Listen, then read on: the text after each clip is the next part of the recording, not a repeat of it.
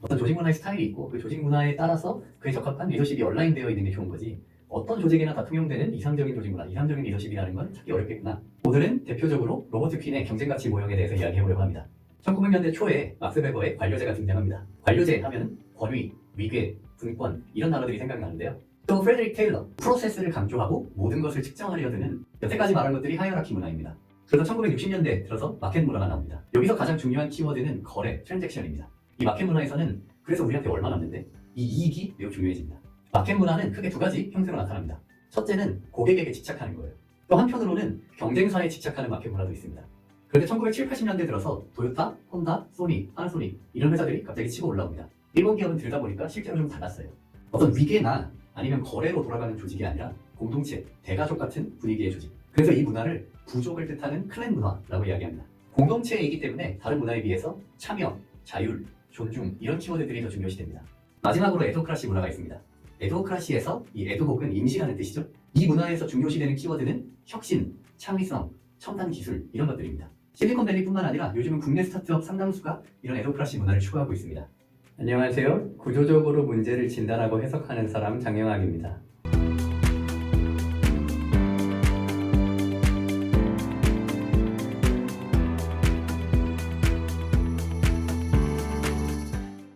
로버트 퀸은 이 네 가지 조직 문화를 축으로 뿌립니다. 가로축은 조직의 관점이 조직의 내부, 직원들이나 아니면 프로세스, 기준, 제도 이런 것들에 있는지, 아니면 조직의 외부, 고객이나 시장, 경쟁사에 있는지, 그리고 세로축은 통제, 계획을 세우고 그 계획대로 돼야 되는 조직인지, 아니면 계획을 세웠더라도 조금 유연하게 변할 수 있고 또 권한을 어느 정도 밑으로 위임하는 조직인지, 이렇게 축을 나누면 클랜, 에도크라시, 마켓, 하이어라키 문화 순으로 뿌려지게 되고요.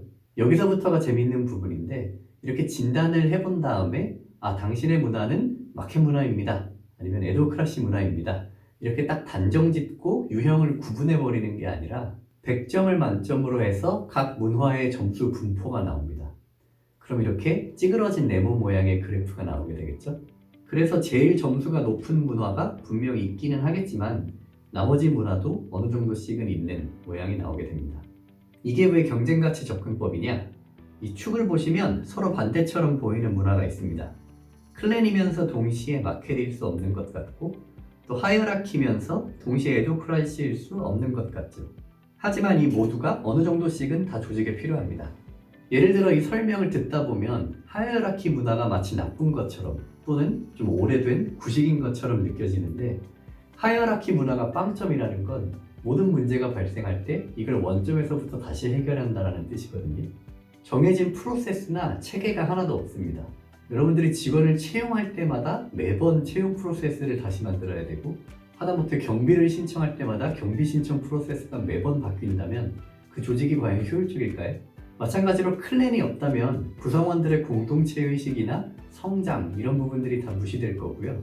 에도크라시가 없다면 자율이나 혁신은 사라질 겁니다. 또 마켓이 없다면 목표를 달성하려는 의지가 부족한 동아리 같은 조직이 되겠죠. 이렇게 서로 경쟁 관계에 있는 것 같지만 다 조금씩은 조직에 필요하기 때문에 경쟁가치 접근법 또는 경쟁가치 모형이라고 이름을 붙인 것입니다. 그리고 이 그래프는 회사의 라이프 사이클에 따라 모양이 달라집니다. 회사 초창기엔 에도크라시에서 시작하죠. 뭔가 사업의 목적이 있지 않겠어요? 그 문제를 해결해야 하는데 아직은 체계도 없고 생존이 우선이니 목표 관리라고 할 것도 애매하죠. 그러다 클랜으로 넘어갑니다. 여러 난관을 겪으면서 초기 멤버끼리 끈끈한 유대관계도 생기고 각자가 알아서 일당된 역할을 하는 조직으로 가죠. 그러다 조직이 좀 커지면 야, 우리도 이제 좀 회사다운 회사가 돼보자 하는 시점이 옵니다. 보통 스타트업들을 보면 이 시점이 한 20명 전후로 오는 것 같아요. 그냥 제 직관적으로 봤을 때 인사 담당자를 따로 뽑는 게 이 단계로 넘어간다는 거의 확실한 신호입니다. 사실 직원 수가 늘어나다 보면 법적으로 챙겨야 되는 것들이 있기 때문에 따로 두는 건데, 덩달아 다른 제도들까지 같이 늘어나게 되죠. 이렇게 점점 하이어라키 문화로 내려와요. 동시에 여전히 성장을 해야 하는 상황이니까 마켓 문화도 생기는데요. 특히 투자를 받았다, 이런 어쨌든 투자자와 약속한 마일스톤을 맞춰야 되니까 목표에 굉장히 집중하는 마켓 문화가 생기게 됩니다.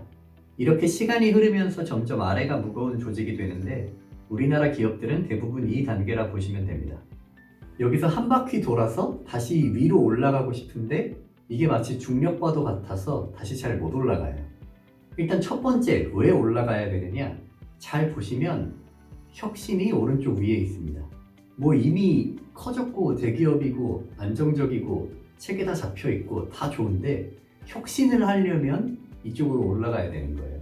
창의, 혁신, 첨단 기술 이런 것들을 추구하려면 이 아래쪽의 점수를 좀 줄이고 에도크라시 쪽 점수가 늘어나야 됩니다. 자, 그런데 두 번째, 왜 못 올라가느냐? 세로축이 아래쪽을 보면 통제, 안정입니다. 이 아래로 내려오면 안정적이에요. 그리고 예측 가능합니다. 모든 정보가 위로 모이고 회사 안에 어떤 일이 어떻게 돌아가는지 윗사람들은 다 알아요. 그리고 모든 걸 윗사람이 결정을 내리죠. 그러니까 이 아래쪽의 점수를 줄인다는 건 어떻게 보면 회사가 조금 덜 안정적이다. 그리고 회사 안의 정보 중에 윗사람이 모르는 게 있다. 그리고 윗사람이 결정 내리지 않았는데 밑에서 돌아가는 일들이 있다. 뭐 이런 얘기들이거든요. 이거는 그냥 인간의 본성에 반하는 일이에요.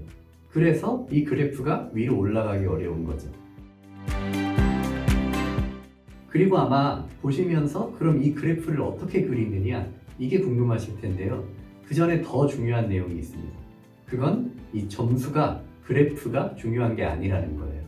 로버트 퀸은 이 그래프를 설문조사를 통해서 그립니다. 근데 직원들 한 명 한 명한테 각자 설문 돌려서 그 점수를 평균 내서 그리는 게 아니에요. 제가 실제로 이런 식으로 해본 적이 있는데 한 명 한 명의 점수를 따로 놓고 보면 이 그래프의 가장 뾰족한 쪽 1등의 점수가 35점, 40점도 넘어가는 경우가 많거든요. 그런데 사람들마다 생각하는 게 조금씩 다 다르기 때문에 이걸 전체적으로 그냥 평균을 내버리면 1등의 점수가 30점을 넘기가 어렵습니다. 이 더해서 100점인데 이 1, 2, 3, 4등의 점수가 전부 다 20점에서 30점 사이에 들어가 버리는 아주 밋밋한 그래프가 나와버려요. 그래서 로버트 퀸은 실제로 어떤 식으로 하냐면 우선 한 명 한 명이 각자 그래프를 그린 다음에 모여서 이야기를 하게 합니다. 이 둘의 점수를 평균 내서 그래프를 그리는 게 아니라 서로 뭔가 대화를 통해서 합의해서 새로운 그래프를 그리는 거예요. 그리고 결과적으로 그린 그래프보다 이 대화 과정, 합의 과정에서 나눈 그 이야기가 훨씬 더 중요하다라고 이야기합니다. 서로가 우리 조직을 어떻게 바라보고 있는지 그 대화에서 드러난다는 거죠. 저는 그래서 아예 워크숍을 진행할 때 이걸 설문조사로 안 하고 카드 워크숍으로 진행을 합니다. 로버트 퀸이 만든 원래 설문조사의 그 질문과 보기들을 약간 변형해서 만든 건데 총 48장의 카드 중에 우리 조직에 조금 더 가까운 것 같은 카드 20장을 고르게 되어 있습니다. 그럼 이 카드가 한 장당 5점씩이라서 이 4가지 문화에 점수가 나오고 더하면 100점인 그래프를 그릴 수 있습니다. 근데 이걸 각자 하는 것이 아니라 적어도 둘씩 짝지어서 그래프를 그리게 해요. 48장의 카드 중에서 20장을 고르는 과정에서 어떤 카드를 고를 것인가 팀원들끼리 대화를 시키는 거죠. 이렇게 결과적으로 그린 그래프의 모양, 그래프의 점수가 주는 메시지보다 이 카드를 선택하는 과정에서 나누는 대화가 훨씬 더 의미 있다고 생각을 합니다. 사실 이 그래프가 윗사람에게 보고하기 매우 좋아요. 일단 뭔가 있어 보이고 그리고 팀마다 그래프가 서로 다 따로 나오니까 서로 비교가 됩니다. 그런데 정말 보고만을 위해서 이 진단을 하는 것은 절대 추천드리지 않습니다. 그냥 설문만 돌리고 점수 평균 내서 어떤 그래프를 그리고 그걸 그냥 보고한다. 이거는 원래의 취지와 정말 많이 벗어난 방법이라고 생각해요. 여태까지 경쟁가치 모형에서 4가지 조직문화 유형을 어떻게 설명하는지 살펴보았습니다. 이어서 다음 영상에서는 로버트 퀸이 리더십 스타일에 대해서는 어떻게 이야기하는지 살펴보겠습니다. 다음번 영상을 보시려면 구독과 좋아요 눌러주셔야겠죠? 감사합니다.